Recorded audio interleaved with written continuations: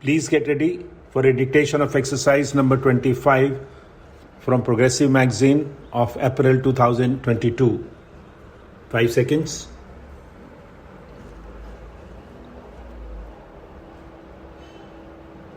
Start.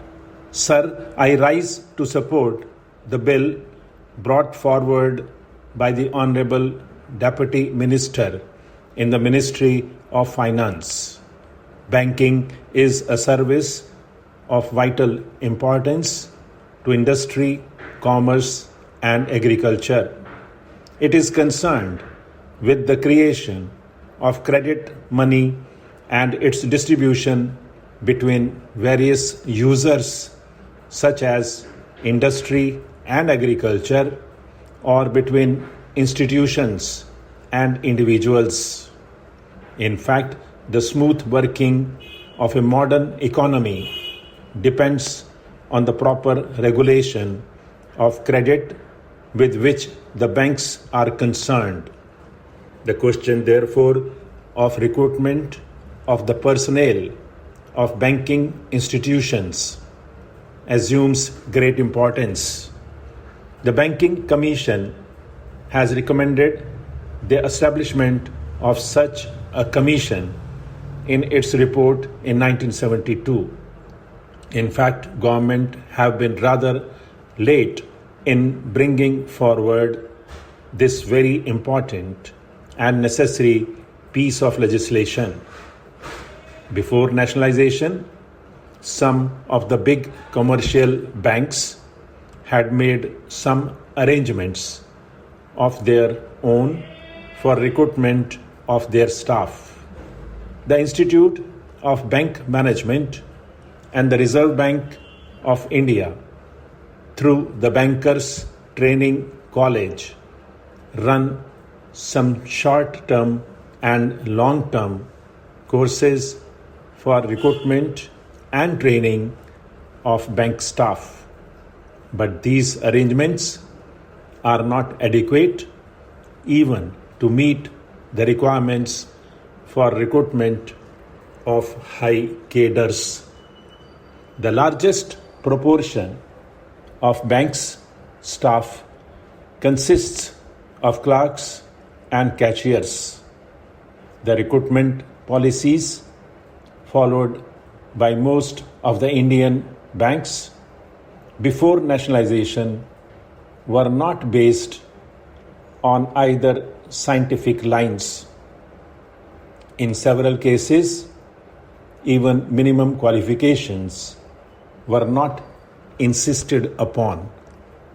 The Banking Commission has reported that in many cases, people who had not even passed matriculation examination were recruited as clerks.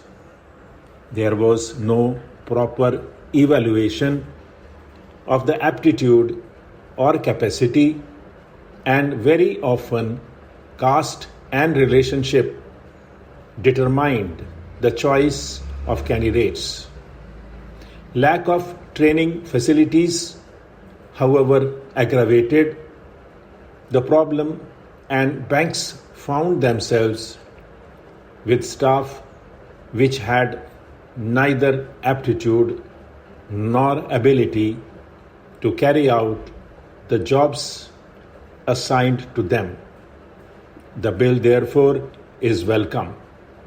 It seeks to provide for proper methods of selection for recruitment. It provides for the establishment of a body corporate to be called the Banking Service Commission. It shall be the duty of the Commission to hold competitive examination to recruit people for clerical and allied cadres, junior officers, cadre, and such the officers' cadre as the central government may by notification specify. It shall consist of a chairman and persons who, in the view of the government, are men of integrity, ability, and have experience of finance and business administration.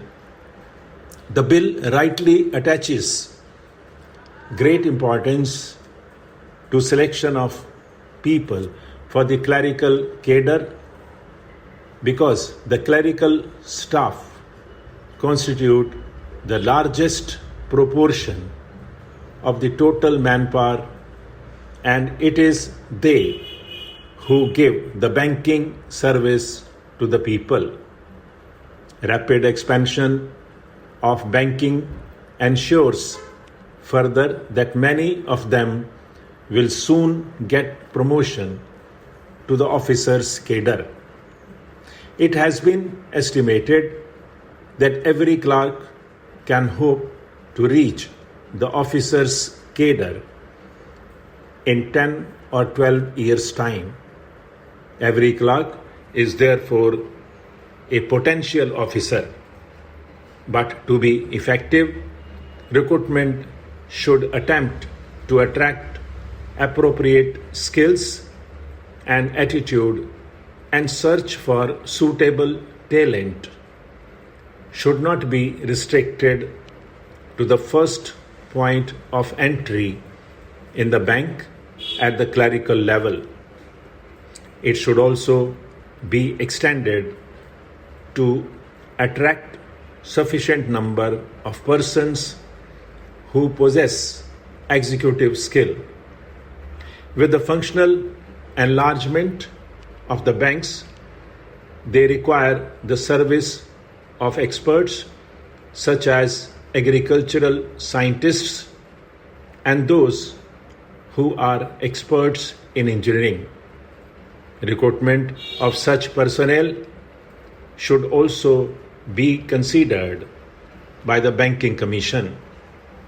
A provision in the bill enables the government to increase the proportion of such junior staff from 25% to 33%.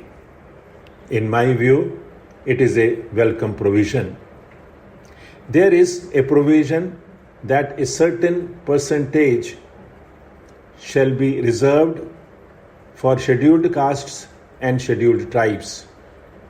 This percentage has to be determined according to the general principles and also the requirements of the banks.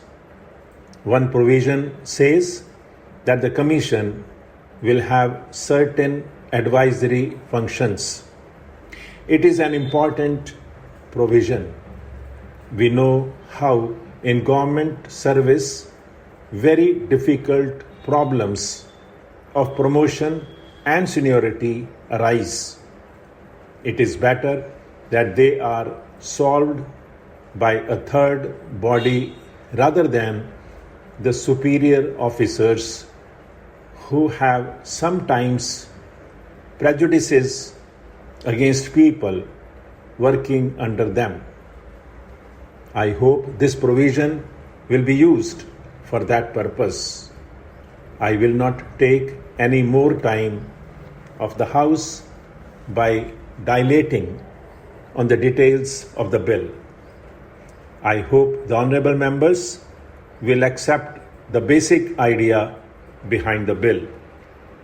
The establishment of a commission on the lines envisaged will impart objectivity and impartiality in the recruitment procedures of the banks by prescribing uniform qualifications and eligibility standards applicable in all public sector banks and thereby help to tap the right type of persons for the banking industry.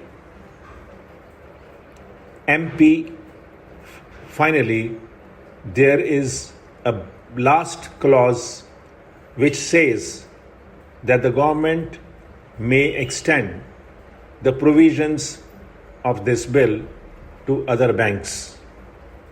if the Banking Service Commission could cover the recruitment of other commercial banks also, so much the better.